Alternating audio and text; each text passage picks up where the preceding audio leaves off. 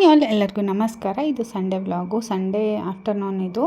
ಹಾಗೆ ಮಧ್ಯಾಹ್ನ ಒಂದು ಸ್ವಲ್ಪ ಮಕ್ಕಳನ್ನ ಹೊರಗಡೆ ಕರ್ಕೊಂಡು ಹೋಗೋಣ ಅಂತಂದು ಎಲ್ಲ ಕೆಲಸ ಮಾಡಿಕೊಂಡು ರೆಡಿ ಆಗೋಷ್ಟರಲ್ಲಿ 1 ಗಂಟೆ ಆಗೋಗಿತ್ತು ಆಲ್ರೆಡಿ. ಹಾಗೆ ಬೆಳಗ್ಗೆ ಬ್ರೇಕ್ಫಾಸ್ಟ್ಗೆ ನಾನು ಮಂಗಳೂರು ಬನ್ಸನ್ನು ಮಾಡಿದ್ದೆ. ಸಂಡೇ ಸ್ಪೆಷಲ್ ಏನಾದರೂ ಮಾಡೋಣ ಅಂತಂದು. ಹಾಗೆ ಬನಾನ ಸ್ವಲ್ಪ ಜಾಸ್ತಿನೇ ಇತ್ತಲ್ವ, ಹಾಗಾಗಿ ಆಲ್ರೆಡಿ ಎಲ್ಲ ಕೊಳ್ತೋಗಿ ಬಂದಿತ್ತು. ತಿಂದು ಸಾಕಾಗಿತ್ತು. 1-2-3 ಇತ್ತು. ಇನ್ನೇನು ಹಾಳಾಗುತ್ತೆ ಅನ್ನೋದಕ್ಕೋಸ್ಕರ ಮಂಗಳೂರು ಬನ್ಸ್ ಮಾಡಿಬಿಡೋಣ ಅಂತಂದು ಮಾಡ್ತಾಯಿದ್ದೀನಿ. ಸೊ ಇದು ಬೆಳಗ್ಗೆ ಶೂಟ್ ಮಾಡ್ಕೊಂಡಿರೋಂತಹ ವೀಡಿಯೋನ ಪೂರ್ತಿಯಾಗಿ ನೋಡ್ಕೊಂಡ್ಬನ್ನಿ. ಅದ್ರ ಜೊತೆಗೆ ನಾನು ತರಕಾರಿ ಸಾಗನ್ನು ಕೂಡ ಮಾಡಿದ್ದೆ. ತುಂಬಾ ಟೇಸ್ಟಿಯಾಗಿತ್ತು. ಬೇಡ ಅಂತಂದರೆ ಕೊಬ್ಬರಿ ಚಟ್ನಿನೂ ಕೂಡ ಮಾಡ್ಕೋಬೋದು.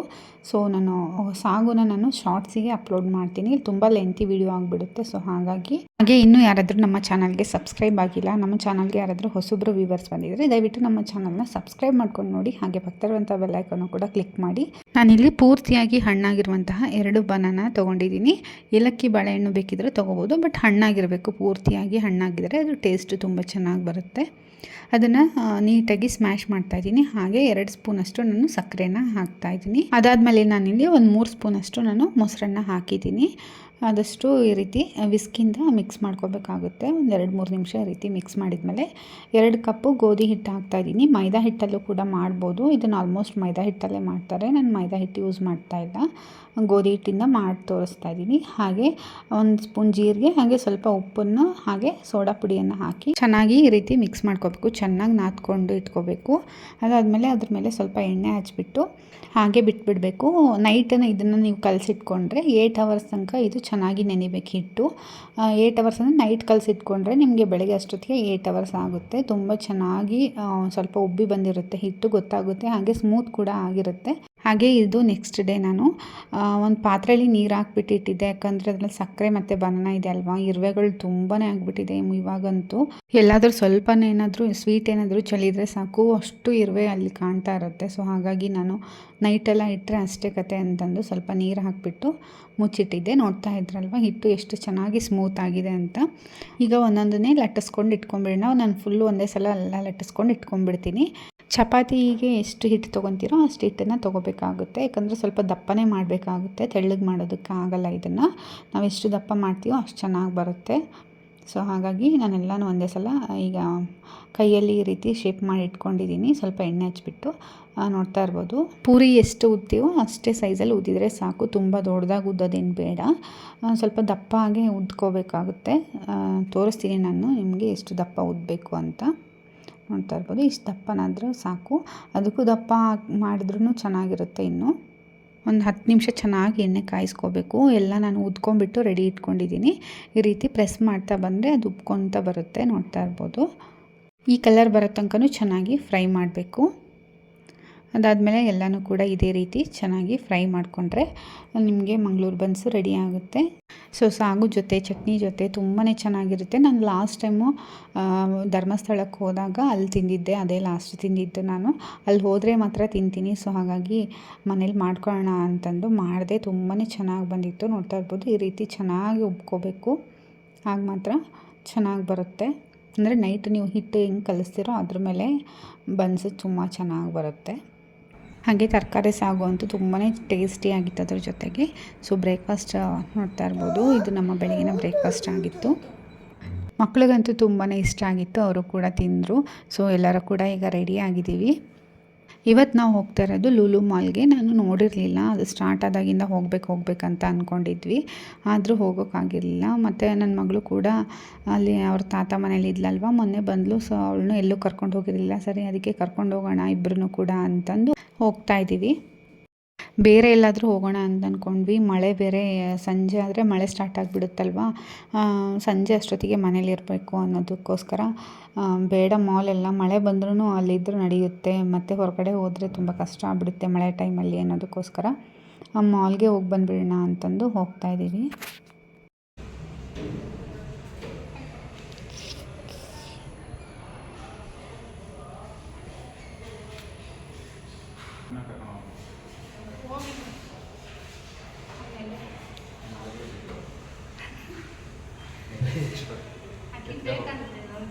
ಅವಳೆ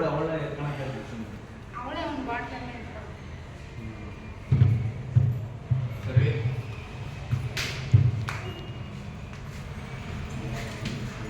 ಒಳಗಡೆ ಇಟ್ಟೆ ಅದು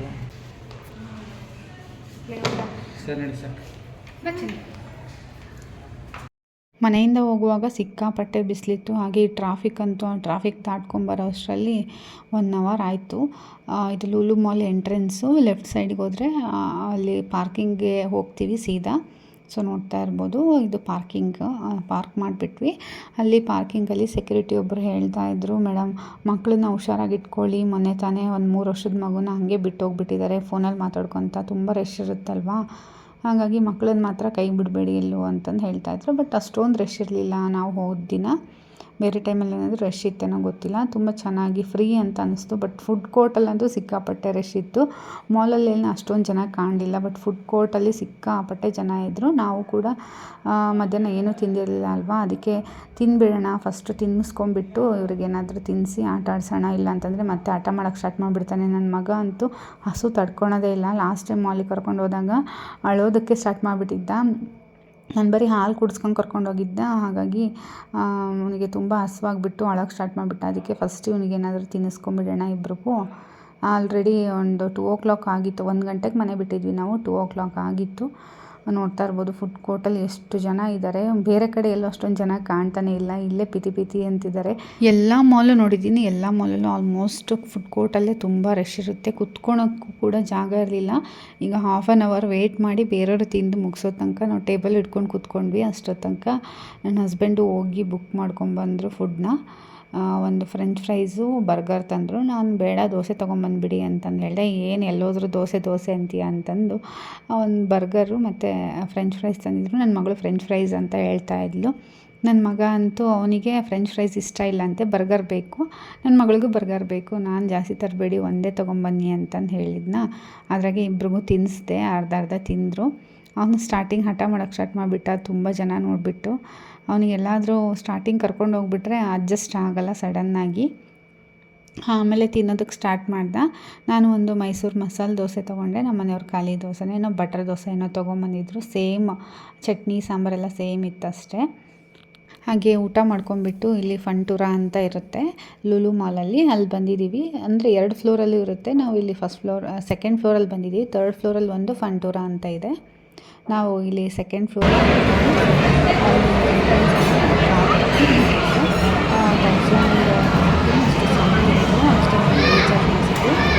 ಸ್ಟಾರ್ಟಿಂಗ್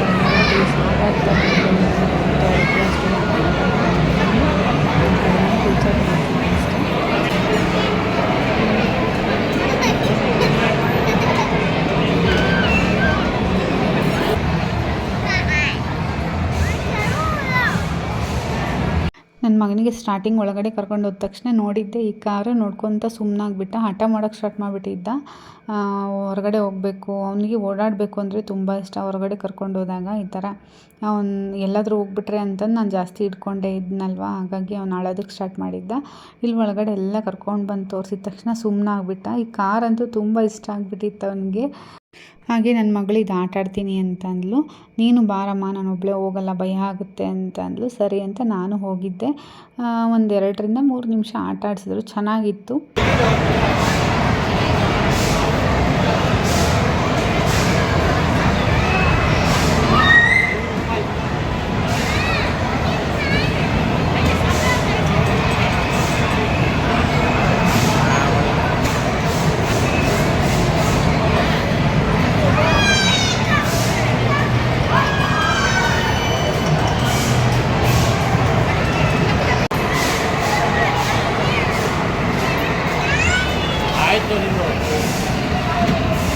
ಅದೊಂಥರ ಚೆನ್ನಾಗಿತ್ತು. ಅದಾದಮೇಲೆ ಇವನ್ನ ಹೈಟ್ ನೋಡಿದರು ಕಾರಲ್ಲಿ ಕೂರಿಸೋದಕ್ಕೆ. ನೆಕ್ಸ್ಟ್ ಕಾರ್ ಆಡಿಸೋಣ ಅಂತ ಅಂದ್ಕೊಂಡು ಕರ್ಕೊಂಡೋದ್ವಿ.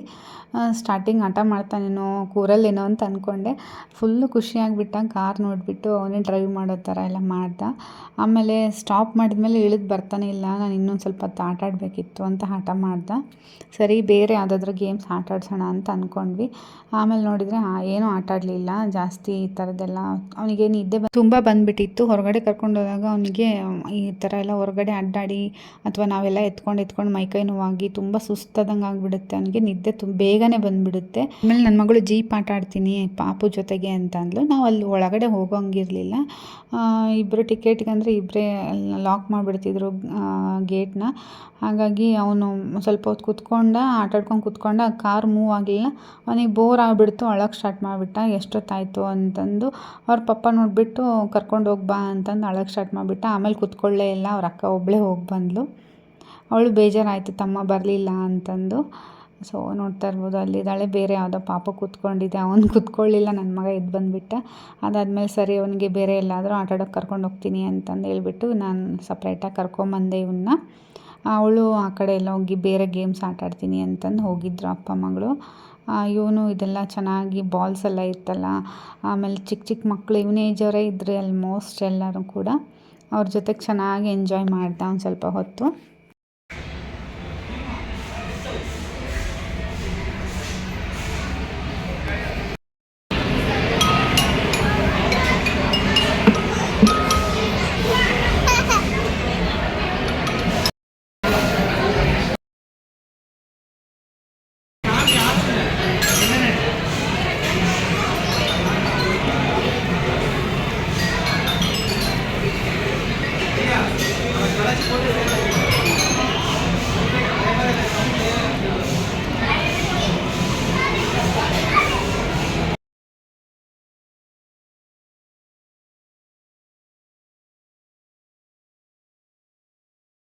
ಇದು ಸ್ಲೋ ಆಗಿ ಮೂವ್ ಆಗುತ್ತಲ್ಲ, ಅವನಿಗೆ ಒಂಥರ ನಿದ್ದೆ ಬರೋ ಥರ ಫೀಲ್ ಆಗ್ತಾ ಇತ್ತೇನೋ. ಯಾವುದೋ ಪಾಪ ಒಂದು ಪಕ್ಕ ಕೂತ್ಕೊಂಡು ಮಲ್ಕೊಂಬಿಟ್ಟ. ಇಲ್ಲಿ ಮಲ್ಕೋಬೋದಾ ಅಂತಂದು ಅವನು ತಿಳ್ಕೊಂಬಿಟ್ಟು ಇವನು ನನ್ನ ಮಗನೂ ಮಲ್ಕೊಂಬಿಡ್ತಾನೆ. ಏನೋ ಸ್ವಲ್ಪ ಹೊತ್ತಿಗೆ ನೋಡ್ತಾ ಇರಿ ಹಾಗೆ.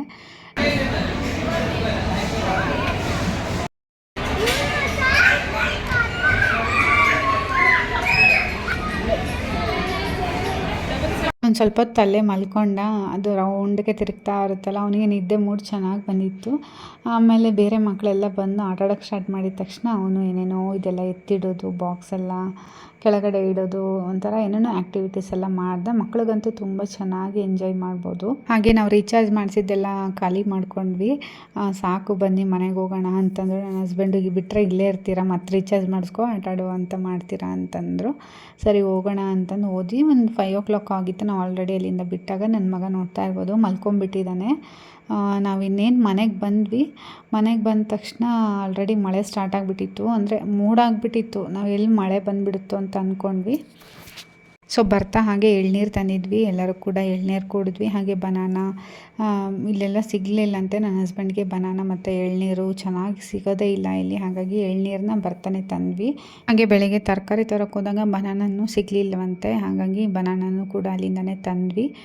ಸೊ ಎಳ್ನೀರು ತುಂಬಾ ಟೇಸ್ಟಿಯಾಗಿತ್ತು. ಲಾಸ್ಟ್ ಟೈಮ್ ತಂದಿದ್ದು ಅಷ್ಟೊಂದು ಚೆನ್ನಾಗಿರಲಿಲ್ಲ. ಒಂಥರ ಒಗ್ರೊಗ್ರಿತ್ತು, ಕುಡಿಯೋದಕ್ಕೆ ಆಗಲಿಲ್ಲ.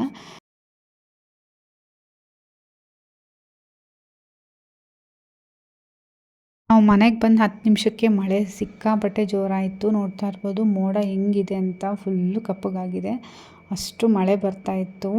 ನಮ್ಮ ಹಸ್ಬೆಂಡ್ ಸದ್ಯ ಮನೆಗೆ ಬಂದ್ವಲ್ಲ ಬಿಡು ಅಂತಂದಂದರು. ಯಾಕಂದರೆ ಮಕ್ಕಳು ಕರ್ಕೊಂಡು ಹೋಗಿರ್ತೀವಲ್ವ ಮಳೆಗಾಲದಲ್ಲಿ ಕಷ್ಟ. ಅದು ಬೈಕಲ್ಲೇ ಹೋಗಿದ್ವಿ. ಇನ್ನೇನು ಮಳೆ ಬರಲ್ಲ ಬಿಡು, ಇಷ್ಟೊಂದು ಬಿಸಿಲಿದೆ ಅಂತ ಬೈಕಲ್ಲಿ ಹೋದ್ವಿ. ಇಲ್ಲಾಂದರೆ ಕ್ಯಾಬ್ ಏನಾದರೂ ಮಾಡ್ಕೊಂಡು ಹೋಗೋಣ ಅಂತ ಹೇಳಿದೆ ನನ್ನ ಹಸ್ಬೆಂಡ್ಗೆ. ಬೇಡ ಬಿಡು ಬೈಕಲ್ಲೇ ಹೋಗಿ ಬರೋಣ ಅಂತಂದು ಹೇಳಿದರು. ಒಂದು 15 ನಿಮಿಷ ಏನಾದರೂ ಲೇಟ್ ಆಗಿಬಿಟ್ಟಿದ್ರೆ ಫುಲ್ ನೆನ್ಕೊಂಡೇ ಬರಬೇಕಿತ್ತು 4 ಜನ.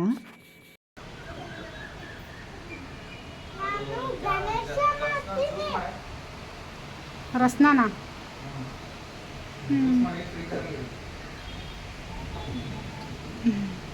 ಸಖತ್ತಾಗಿ ಹೊಡಿತೈತೆ ಮಳೆ. ಹಾಗೆ ಹಾಲು ಕಾಸೋದಿತ್ತು. ಬೆಳಿಗ್ಗೆ ಕಾಸಿದ ಹಾಲು ಮತ್ತು ಕೆಟ್ಟೋಗ್ಬಿಡುತ್ತೆ ಅಂತ ಬೇಗ ಬಂದು ಹಾಲು ಕಾಸಿ ಕಾಫಿ ಮಾಡಿಕೊಂಡೆ. ನನ್ನ ಮಗ ಕುರ್ಕುರೆ ತಿನ್ನಲಿಲ್ಲ, ಅರ್ಧ ಬಿಟ್ಟಿದ್ದ, ಅದನ್ನು ನಾನು ತಿಂದೆ. ಸೊ ಹಾಗೆ ಸೊಪ್ಪು ತಂದಿದ್ದರು ಬೆಳಗ್ಗೆ. ಸೊಪ್ಪು ಹಾಕಿ ಏನಾದರೂ ಸಾಂಬಾರು ಏನಾದರೂ ಮಾಡೋಣ ನೈಟಿಗೆ ಅಂತಂದು ಮಾಡ್ತಾಯಿದ್ದೀನಿ. ಬೆಳಗ್ಗೆಯಿಂದ ನಿಂತ್ಕೊಂಡು ಕೆಲಸ ಮಾಡಿ ಮನೇಲಿ ಅಲ್ಲಿ ಹೋಗಿ ಬಂದು ಕಾಲೆಲ್ಲ ನೋವ್ತಾ ಇತ್ತು. ಸೊ ಅದಕ್ಕೆ ಕುತ್ಕೊಂಡ್ಬಿಟ್ಟು ಸೊಪ್ಪೆಲ್ಲ ಬಿಡಿಸ್ತಾ ಇದ್ದೀನಿ. ಮೆಂತ್ಯ ಸೊಪ್ಪು, ನುಗ್ಗೆಕಾಯಿ ಸೊಪ್ಪು ಹಾಕಿಬಿಟ್ಟು ಒಂದು ಗಟ್ಟಿಯಾಗಿ ಒಂದು ಬೇಳೆ ಎಲ್ಲ ಹಾಕ್ಬಿಟ್ಟು ಸಾಂಬಾರು ಮಾಡೋಣ ಅಂತ ಅಂದ್ಕೊಂಡಿದ್ದೀನಿ. ನುಗ್ಗೆ ಸೊಪ್ಪು ಒಳ್ಳೇದಲ್ವ, ಅದನ್ನು ಹಾಗೆ ತಿನ್ನೋದಕ್ಕೂ ಆಗೋಲ್ಲ. ರೊಟ್ಟಿ ಮಾಡ್ತೀನಿ ಅಂದೆ, ಬೇಡ ಅಂತಂದರೆ ನನ್ನ ಹಸ್ಬೆಂಡು ರೈಸ್ ಮಾಡಿ ಸಾಕು ಅಂತ ಹೇಳಿದರು. ಸೊ ಅದಕ್ಕೆ ರೈಸ್ ಆದರೆ ಮಕ್ಕಳನ್ನು ಕೂಡ ತಿಂತಾರೆ. ಮತ್ತೆಲ್ಲಿ ಎಲ್ಲರಿಗೂ ಒಂದೊಂದು ಮಾಡ್ಕೊಂಡು ಕುತ್ಕೊತೀಯ, ಬೇಡ ಅದೇ ಸಾಂಬಾರು ಸ್ವಲ್ಪ ಗಟ್ಟಿ ಮಾಡು ಟೇಸ್ಟಾಗಿರುತ್ತೆ ಅಂತಂದು ಹೇಳಿದರು. ಸೊಪ್ಪಲ್ಲಂತೂ ಎಷ್ಟು ಮಣ್ಣಿತ್ತು ಅಂತಂದರೆ ಈ ರೀತಿ ತೊಳೆದ್ರೆ ಕೆಳಗಡೆ ಎಲ್ಲ ಮಣ್ಣು ಹಾಗೆ ಬರ್ತಾಯಿತ್ತು. ಒಂದು 2-3 ಸತಿ ತೊಳಿಬೇಕು. ಯಾವುದೇ ಸೊಪ್ಪು ತರಕಾರಿ ತಂದ್ರೂ ಕೂಡ ಚೆನ್ನಾಗಿ ತೊಳೆದೇ ತಿನ್ನಬೇಕು. ರೋಡ್ ಸೈಡೆಲ್ಲ ಇಟ್ಟಿರ್ತಾರಲ್ವ, ಸಿಕ್ಕಾಪಟ್ಟೆ ಧೂಳು ಮಣ್ಣು ಎಲ್ಲ ಹೋಗಿರುತ್ತೆ. ಅದನ್ನು ನಾವು ತಿಂದರೆ ಮತ್ತೆ ಹೆಲ್ತ್ ಪ್ರಾಬ್ಲಮ್ ಎಲ್ಲ ಆಗುತ್ತೆ. ಈ ರೀತಿ ನೀಟಾಗಿ ತೊಳೆದೇ ತಿನ್ನಬೇಕು. ಎಷ್ಟೇ ಚೆನ್ನಾಗಿ ಫ್ರೆಶ್ ಆಗಿದೆ ಅಂತಂದ್ರೂ ಅದರಲ್ಲಿ ಮಣ್ಣು ಕೂತೇ ಇರುತ್ತೆ. ಕಾಣಿಸ್ತಾ ಇರ್ಬೋದು ಕೆಳಗಡೆ ಎಲ್ಲ ಗಲೀಜು ನೀರು ಮತ್ತು ಮಣ್ಣು. 2-3 ಸತಿ ತೊಳೆದೆ ನಾನು. ಏನೂ ಆಗಲ್ಲ, ಸೊಪ್ಪು ತೊಳೆದ್ರೆ ನೀಟಾಗಿ ತೊಳಿಬೇಕು ಅಷ್ಟೇ. ಸಾಂಬಾರಿಗೆಲ್ಲ ತರಕಾರಿ ಸೊಪ್ಪೆಲ್ಲ ಹೆಚ್ಚಿಬಿಟ್ಟು ಬೇಳೆ ಎಲ್ಲ ಹಾಕಿ ಬೇಯೋದಕ್ಕೆ ಅಂತ ಒಂದು ಸೈಡ್ ಇಟ್ಟಿದ್ದೀನಿ. ಇನ್ನೊಂದು ಸೈಡು ರೈಸಿಗೆ ಇಟ್ಟಿದ್ದೀನಿ. ಹಾಗೆ ಸ್ವಲ್ಪ ಹಪ್ಪಳ ಕರಿ ಅಮ್ಮ ನನಗೆ ಅಂತಂದ್ಲು ನನ್ನ ಮಗಳು. ಹಪ್ಪಳ ಬೇಕು ಅಂತಂದ್ಲು. ಸರಿ ಅಂತಂದು ಹಪ್ಪಳ ಕರೆದೆ ಅವಳಿಗೂ ಕೂಡ. ಸೊ ಎಲ್ಲರೂ ಕೂಡ ಊಟ ಮಾಡ್ಕೊಂಡ್ವಿ. ನಮ್ಮ ಪಾಪಗೂ ಕೂಡ ಊಟ ಮಾಡಿಸ್ದೆ. ಅವನಿಗೂ ಹಪ್ಪಳ ಅಂದರೆ ತುಂಬ ಇಷ್ಟ. ಅವನು ಹಪ್ಪಳದ ಜೊತೆಗೆ ಊಟ ಮಾಡ್ದ. ಸೊ ಈ ವಿಡಿಯೋನ ಇಲ್ಲಿಗೆ ಮುಗಿಸ್ತಾ ಇದ್ದೀನಿ. ಈ ವಿಡಿಯೋ ಇಷ್ಟ ಆದರೆ ಲೈಕ್ ಮಾಡಿ, ಶೇರ್ ಮಾಡಿ. ನಮ್ಮ ಚಾನಲ್ನ ಇನ್ನೂ ಯಾರಾದರೂ ಸಬ್ಸ್ಕ್ರೈಬ್ ಮಾಡ್ಕೊಂಡಿಲ್ಲ ಅಂದರೆ ಬೇಗ ಸಬ್ಸ್ಕ್ರೈಬ್ ಮಾಡ್ಕೊಳ್ಳಿ, ಸಪೋರ್ಟ್ ಮಾಡಿ. ಹಾಗೆ ಪಕ್ಕದಲ್ಲಿರುವಂಥ ಬೆಲ್ ಐಕನ್ನ ಕೂಡ ಕ್ಲಿಕ್ ಮಾಡೋದನ್ನ ಮರಿಬೇಡಿ. ಇದರಿಂದ ನನ್ನ ಎಲ್ಲ ವೀಡಿಯೋಸು ನಿಮಗೆ ನೋಟಿಫಿಕೇಷನ್ ಮೂಲಕ ತಲುಪುತ್ತೆ. ಹಾಗಾಗಿ ನಾನು ಯಾವುದೇ ವೀಡಿಯೋಸ್ ಹಾಕಿದರೂ ಕೂಡ ನಿಮಗೆ ನೋಟಿಫಿಕೇಷನ್ ಮೂಲಕ ನೀವು ಆ ವಿಡಿಯೋನ ನೋಡ್ಬೋದು. ಹಾಗೆ ಈ ವಿಡಿಯೋ ಇಷ್ಟ ಆಗಿದ್ದರೆ ಶೇರ್ ಕೂಡ ಮಾಡೋದನ್ನು ಮರಿಬೇಡಿ. Thank you.